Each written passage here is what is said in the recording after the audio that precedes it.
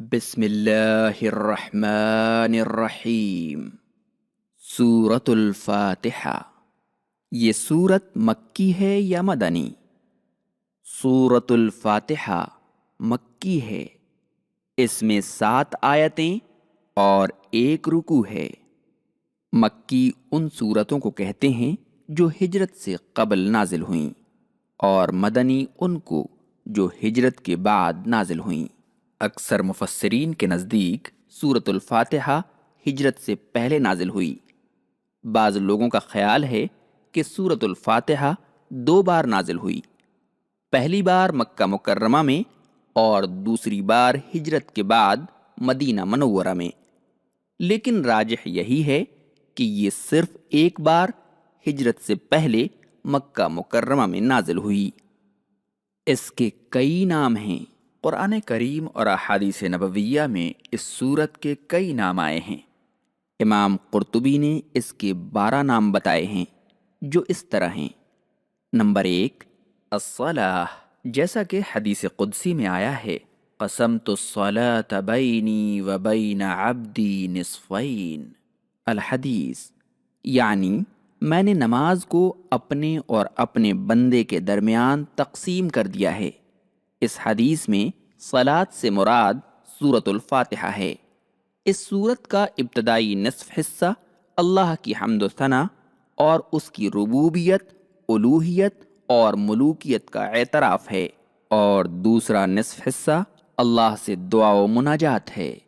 Number 2، الحمد، اس لیے کہ اس سورت میں حمد کا ذکر ہے۔ نمبر 3، فاتحۃ الکتاب، اس لیے کہ قرآن کریم کی تلاوت، مصحف کی کتابت اور نماز کی ابتدا اسی سورت سے ہوتی ہے۔ نمبر 4، ام الکتاب، امام بخاری رحمۃ اللہ علیہ نے کتاب التفسیر کے شروع میں لکھا ہے کہ اس کا نام ام الکتاب اس لیے ہے کہ مصحف کی کتابت اور نماز میں قرات کی ابتدا اسی سے ہوتی ہے۔ ایک توجیہ اس کی یہ بھی کی گئی ہے کہ اس صورت میں قرآن کریم کے تمام معانی و مضامین کا ذکر اجمالی طور پر آ گیا ہے۔ نمبر 5، ام القرآن، امام ترمذی نے ابو ہریرہ رضی اللہ عنہ سے روایت کی ہے کہ رسول اللہ صلی اللہ علیہ وسلم نے فرمایا، سورہ الحمدللہ ام القرآن ہے، ام الکتاب ہے اور 7 مثانی ہے۔ نمبر 6، السبع المثانی، اس لیے کہ یہ سورت 7 آیتوں پر مشتمل ہے اور نماز کی ہر رکعت میں ان آیتوں کا اعادہ ہوتا ہے۔ نمبر 7، القرآن العظیم، اس لیے کہ اس میں تمام قرآنی علوم کا ذکر کیا گیا ہے۔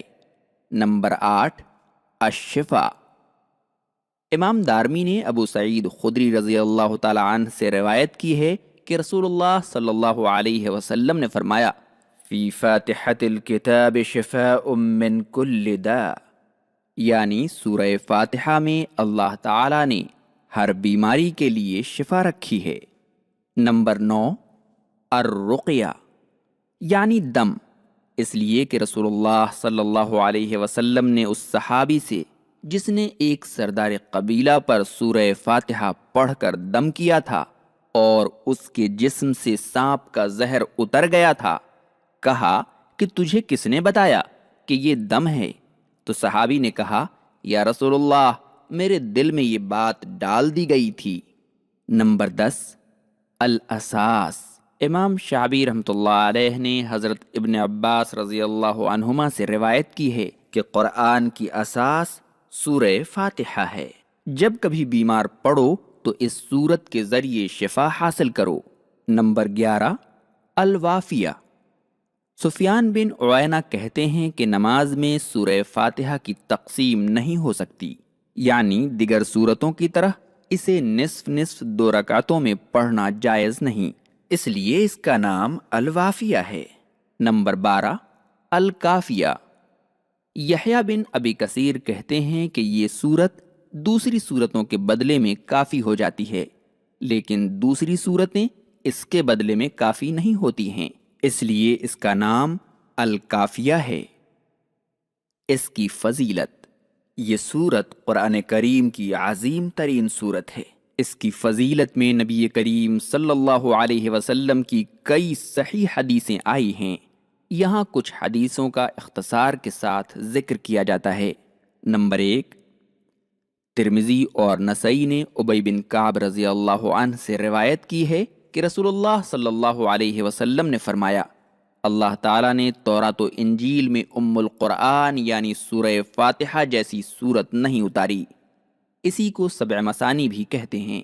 نمبر 2، مسند احمد میں ہے کہ ابو سعید بن المعلی رضی اللہ عنہ کو رسول اللہ صلی اللہ علیہ وسلم نے کہا کہ میں تجھے مسجد سے نکلنے سے پہلے قرآن کریم کی عظیم ترین سورت سکھاؤں گا۔ پھر آپ نے انہیں سورہ فاتحہ کی تعلیم دی۔ اس حدیث کو امام بخاری، ابو داود، نسائی اور ابن ماجہ نے بھی روایت کی ہے۔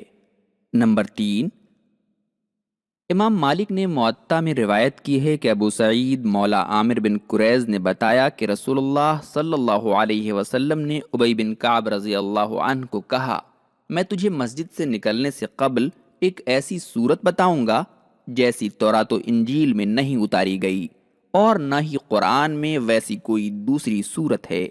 پھر آپ صلی اللہ علیہ وسلم نے پوچھا کہ جب نماز کی ابتدا کرتے ہو تو کیا پڑھتے ہو؟ انہوں نے الحمدللہ رب العالمین پڑھی۔ آپ نے فرمایا، یہی وہ سورت ہے۔ نمبر 4، امام احمد نے عبداللہ بن جابر رضی اللہ عنہ سے ایک حدیث روایت کی ہے جس میں رسول اللہ صلی اللہ علیہ وسلم نے فرمایا کہ قرآن کریم کی سب سے بہترین سورت سورہ فاتحہ ہے۔ نمبر 5، اس سورہ کریمہ کے فضائل میں سے یہ بھی ہے کہ اسے پڑھ کر پھونکنے سے سانپ کے کاٹے کا زہر اللہ کے حکم سے اتر جاتا ہے۔ امام بخاری نے ابو سعید خدری رضی اللہ عنہ سے روایت کی ہے کہ ہم ایک بار سفر میں تھے، ایک جگہ پڑاؤ ڈالا تو ایک لڑکی آئی اور بتایا کہ قبیلے کے سردار کو سانپ نے ڈس لیا ہے اور ہمارے لوگ باہر گئے ہوئے ہیں، کیا آپ لوگوں میں کوئی دم کرنے والا ہے؟ تو ہم میں سے ایک آدمی اٹھ کر گیا جس کے بارے میں ہم لوگ نہیں جانتے تھے کہ دم کرنا جانتا ہے۔ اس نے دم کیا تو سانپ کا زہر اتر گیا۔ اس نے اسے 30 بکریاں دیں اور ہم سب کو دودھ بھی پلایا۔ جب وہ واپس آیا تو ہم نے اس سے پوچھا کہ کیا تم دم کرنا جانتے تھے؟ اس نے جواب میں کہا کہ میں نے تو صرف سورہ فاتحہ پڑھ کر دم کیا ہے۔ ہم نے کہا کہ بکریوں کے معاملے کو ایسے ہی رہنے دو، یہاں تک کہ ہم رسول اللہ صلی اللہ علیہ وسلم سے پوچھ لیں۔ جب ہم مدینہ آئے اور آپ صلی اللہ علیہ وسلم سے پوچھا تو آپ صلی اللہ علیہ وسلم نے فرمایا کہ اسے کیسے معلوم ہوا کہ سورہ فاتحہ منتر ہے؟ تم لوگ ان بکریوں کو آپس میں تقسیم کرتے وقت میرا بھی ایک حصہ رکھنا۔ اس حدیث کو امام مسلم اور امام ابو داود نے بھی روایت کی ہے۔ امام مسلم کی بعض روایتوں میں ہے کہ دم کرنے والے ابو سعید خدری رضی اللہ عنہ ہی تھے۔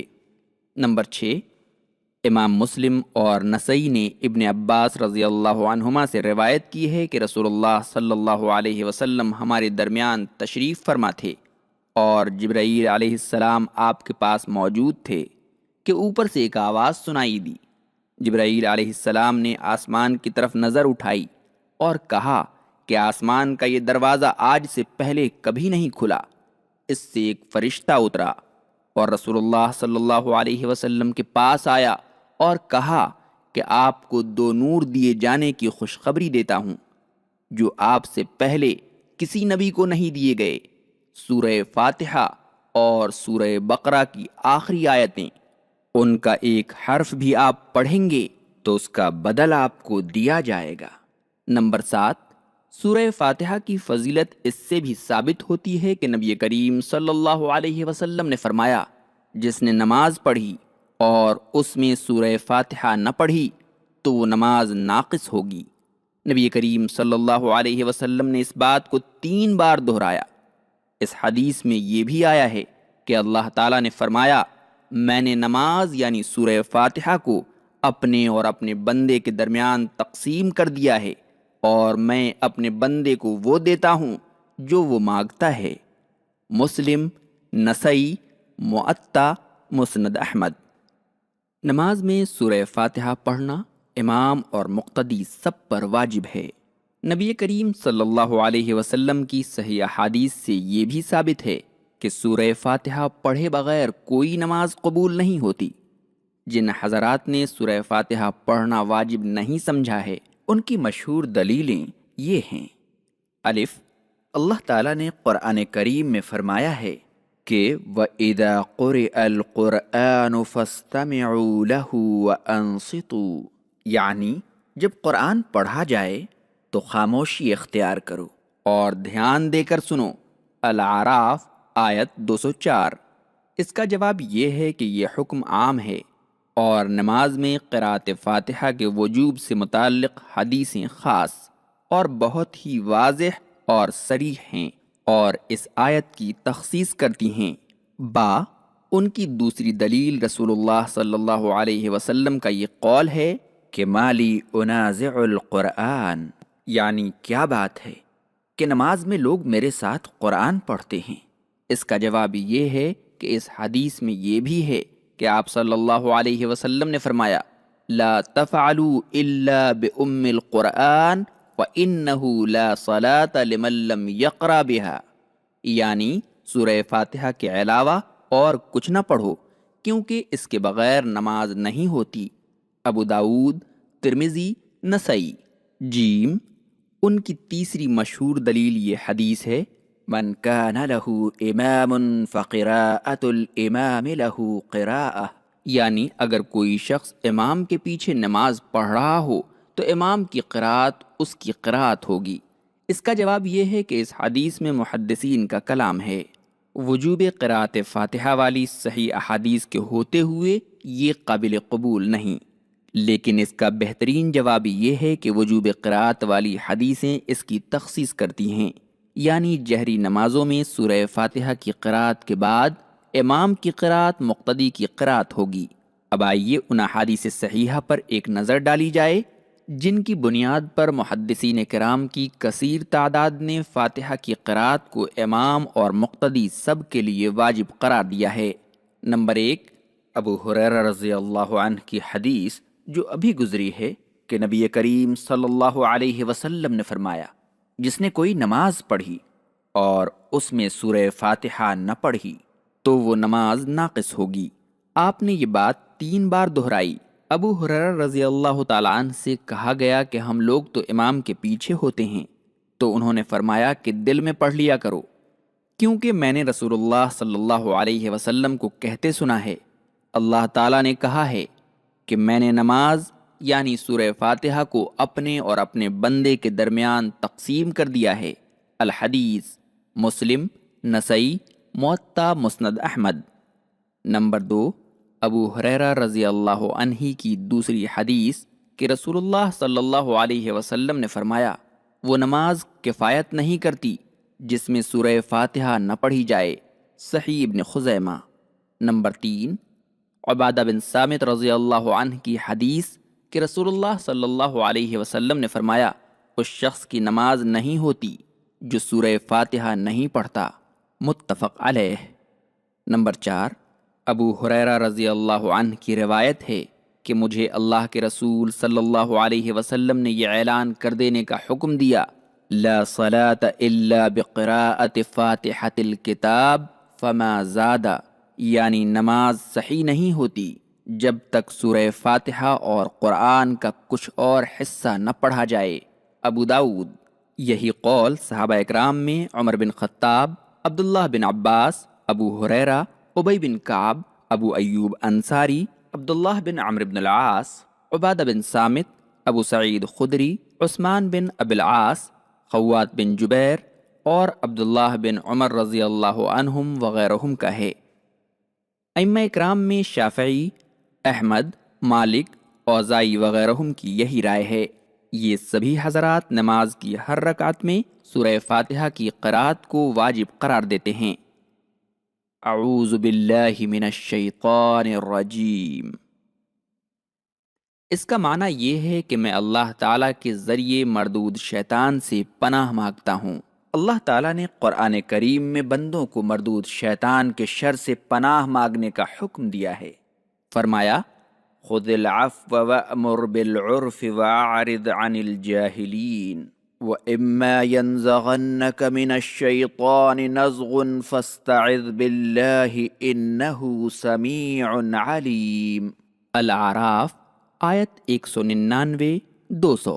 اور فرمایا وَقُلْ رَبِّ أَعُوذُ بِكَ مِنْ هَمَزَاتِ الشَّيَاطِينِ وَأَعُوذُ بِكَ رَبِّ أَنْ يَحْضُرُونَ۔ المومنون آیت 97-98۔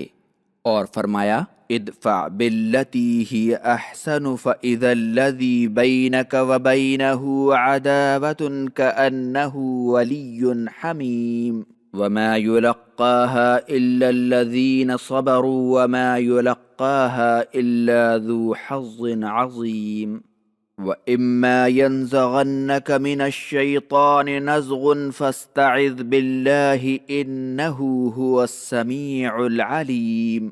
فصلت آیت 34-36۔ ان آیتوں میں اللہ تعالیٰ نے نبی کریم صلی اللہ علیہ وسلم کو شیطان سے پناہ مانگنے کی نصیحت کی ہے، کیونکہ جنوں کا شیطان انسان کا ایسا دشمن ہے جو کسی بھی بھلائی اور احسان کو نہیں مانتا اور ہر وقت اس کے خلاف سازش میں لگا رہتا ہے۔ نبی کریم صلی اللہ علیہ وسلم کی صحیح احادیث سے بھی اس کا ثبوت ملتا ہے کہ مسلمان کی زندگی میں اللہ کے ذریعے شیطان مردود کے شر سے پناہ مانگنے کی بڑی اہمیت ہے۔ ابو سعید خدری رضی اللہ عنہ سے روایت ہے کہ رسول اللہ صلی اللہ علیہ وسلم جب رات کو نماز کے لیے کھڑے ہوتے تو تکبیر کہتے، پھر کہتے سبحانک اللہم ربنا وبحمدک وتبارک اسمک وتعالی جدک ولا الہ غیرک، پھر 3 بار لا الہ غیرک کہتے، پھر کہتے اعوذ باللہ السمیع العلیم من الشیطان الرجیم من ہمزہ ونفخہ ونفثہ۔ ابو داود، نسائی، ترمذی، ابن ماجہ۔ عبداللہ بن مسعود رضی اللہ عنہ سے روایت ہے کہ نبی کریم صلی اللہ علیہ وسلم کہا کرتے تھے اللہم انی اعوذ بک من الشیطان الرجیم من نفخہ ونفثہ۔ معاذ بن جبل رضی اللہ عنہ کہتے ہیں کہ 2 آدمی نے رسول اللہ صلی اللہ علیہ وسلم کے پاس آپس میں گالی گلوچ کیا۔ ان میں کا ایک آدمی اتنا زیادہ غصہ ہوا کہ ایسا معلوم ہوتا تھا اس کی ناک غصے سے پھٹ جائے گی۔ آپ نے فرمایا کہ میں ایک ایسا کلمہ جانتا ہوں جسے اگر وہ کہے تو اس کا غصہ ختم ہو جائے۔ معاذ نے پوچھا کہ اے اللہ کے رسول وہ کون سا کلمہ ہے؟ تو آپ صلی اللہ علیہ وسلم نے فرمایا یوں کہے اللہم انی اعوذ بک من الشیطان الرجیم۔ الحدیث احمد، ابو داود، ترمذی، نسائی۔ اسی حدیث کو حافظ ابو یعلا موصلی نے ابی بن کعب سے روایت کی ہے۔ قرآن کریم کی تلاوت سے پہلے شیطان مردود کے شر سے پناہ مانگنے کا حکم۔ عام حالات کے علاوہ اللہ تعالیٰ نے مسلمانوں کو اس بات کا خاص طور پر حکم دیا ہے کہ جب وہ قرآن کریم کی تلاوت کرنا چاہیں تو پہلے اللہ کے ذریعے شیطان مردود کے شر سے پناہ مانگ لیں۔ سورۃ النحل میں ہے فَإِذَا قَرَأْتَ الْقُرْآنَ فَاسْتَعِذْ بِاللَّهِ مِنَ الشَّيْطَانِ الرَّجِيمِ۔ جب تم قرآن پڑھو تو اللہ کے ذریعے مردود شیطان سے پناہ مانگ لو۔ اسی آیت کے پیش نظر جمہور علماء کا قول ہے کہ نماز کے علاوہ دیگر حالات میں قراءت قرآن کی ابتدا سے پہلے اعوذ باللہ پڑھنا مستحب ہے۔ حالت نماز کے بارے میں راجح یہی معلوم ہوتا ہے کہ بسم اللہ اور سورہ فاتحہ کے قبل اعوذ باللہ سری یا جہری طور پر پڑھ لیا جائے، کیونکہ یہ آیت قراءت قرآن کی تمام حالتوں کو شامل ہے۔ بسم اللہ الرحمن الرحیم یہ کس سورت کی آیت ہے؟ صحابہ کرام نے حضرت عثمان رضی اللہ عنہ کے زمانے میں جو مصحف تیار کیا اور جس کی تمام صحابہ کرام نے تائید و توثیق کی، اس مصحف میں سورہ برات کے علاوہ تمام سورتوں کی ابتدا میں بسم اللہ لکھی گئی۔ اس مصحف میں کوئی بھی ایسی چیز نہ لکھی گئی جو قرآن کریم کا حصہ نہ تھی، نہ سورتوں کے نام لکھے گئے، نہ ہی آیتوں کی تعداد اور نہ کلمہ آمین، تاکہ کوئی شخص اللہ نہ کرے غیر قرآن کو قرآن سمجھ لے۔ اس تمام تر احتیاط کے باوجود بسم اللہ صرف ایک سورت کے علاوہ تمام سورتوں کی ابتدا میں لکھی گئی، جن کی تعداد 113 ہے۔ یہ اس بات کی قطعی دلیل ہے کہ بسم اللہ سورہ نمل کی ایک آیت کا بعض حصہ ہونے کے علاوہ ایک مستقل آیت ہے، جو رسول اللہ صلی اللہ علیہ وسلم پر ہر سورت کی ابتدا سے پہلے اترا کرتی تھی، اور اسی کے ذریعے آپ صلی اللہ علیہ وسلم جان پاتے تھے کہ ایک سورت ختم ہو گئی، اب دوسری سورت کی ابتدا ہونے والی ہے۔ اس کی تائید حضرت ابن عباس رضی اللہ عنہما کی روایت سے ہوتی ہے کہ رسول اللہ صلی اللہ علیہ وسلم ایک سورت کی انتہا اور دوسری سورت کی ابتدا اس وقت تک نہیں جانتے تھے جب تک بسم اللہ الرحمن الرحیم نئے سرے سے نازل نہیں ہوتی تھی۔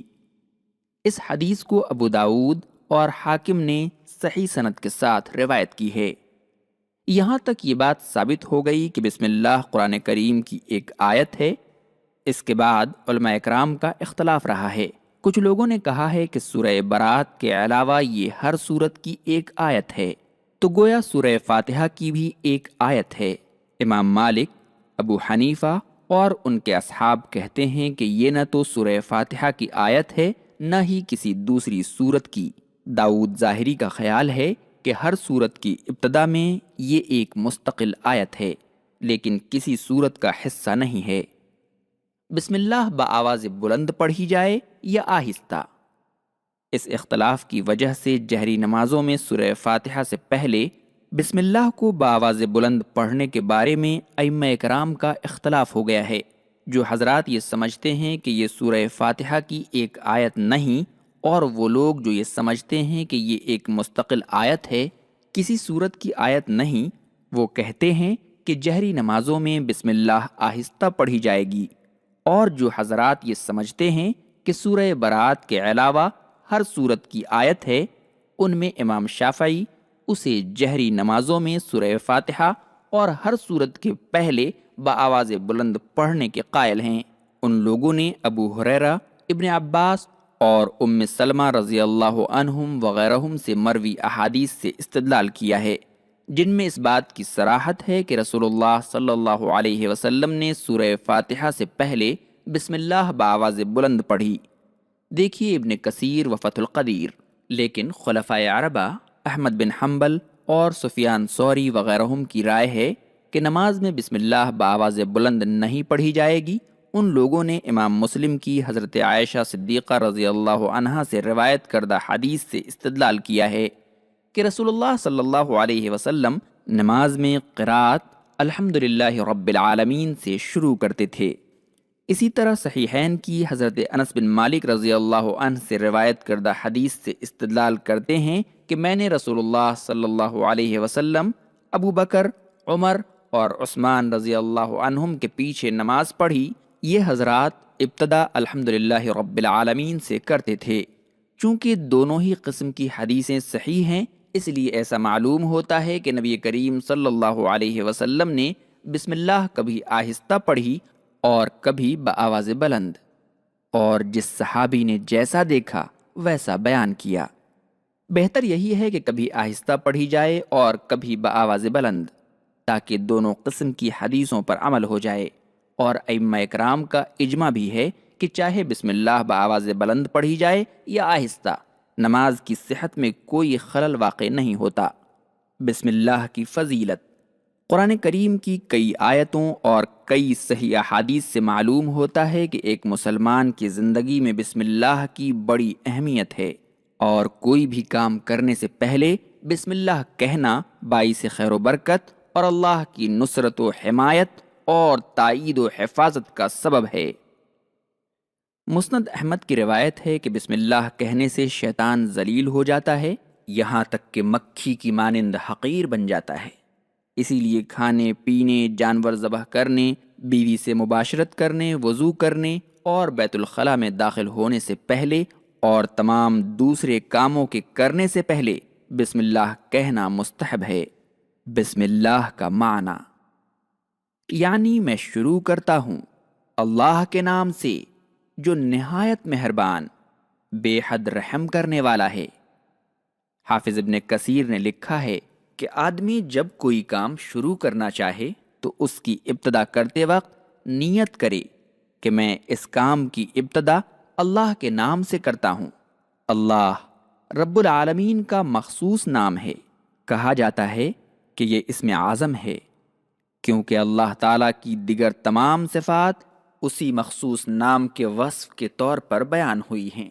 رب العالمین کے علاوہ دوسروں کے لیے اس نام کا استعمال جائز نہیں۔ الرحمن اور الرحیم دونوں اللہ کی صفت ہیں اور رحمت سے ماخوذ ہیں۔ دونوں میں مبالغہ پایا جاتا ہے۔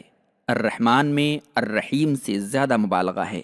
اسی لیے مفسرین نے لکھا ہے کہ الرحمن رحمت کے تمام اقسام کو عام ہے اور دنیا و آخرت میں تمام مخلوق کو شامل ہے، جبکہ الرحیم مومنین کے لیے خاص ہے۔ اللہ نے فرمایا وَكَانَ بِالْمُؤْمِنِينَ رَحِيمًا، الاحزاب آیت 43۔ بعض علماء تفسیر الرحمن کو تو احسان عام کے لیے مانتے ہیں، یعنی اللہ کی رحمت اس کی تمام مخلوقات کے لیے عام ہے، لیکن الرحیم کو مومنین کے لیے خاص نہیں مانتے۔ انہوں نے ان دونوں صفات کی ایک بڑی اچھی توجیہ بیان کی ہے جو عربی زبان کے مدلول کے بالکل موافق ہے۔ وہ کہتے ہیں کہ لفظ الرحمن سے مراد وہ ذات ہے جس کی نعمتوں کا فیض عام ہے، لیکن یہ فعل عارضی بھی ہو سکتا ہے کیونکہ عربی میں اس وزن کے اوصاف فعل کے عارضی ہونے پر دلالت کرتے ہیں، اور لفظ الرحیم دائمی اور مستقل صفت رحمت پر دلالت کرتا ہے۔ اس لیے جب عربی زبان کا سلیقہ رکھنے والا آدمی اللہ کی صفت الرحمن سنتا ہے تو وہ سمجھتا ہے کہ وہ ذات جس کی نعمتوں کا فیض عام ہے، لیکن وہ نہیں سمجھتا کہ رحمت اس کی دائمی صفت ہے۔ اس کے بعد جب وہ الرحیم کہے تو اسے یقین کامل ہو جاتا ہے کہ رحمت اس کی دائمی اور ایسی صفت ہے جو اس سے کبھی جدا ہونے والی نہیں۔ محاسن التنزیل جلد 2 صفحہ 6۔ یہاں ایک اور بات ذکر کر دینے کے قابل ہے۔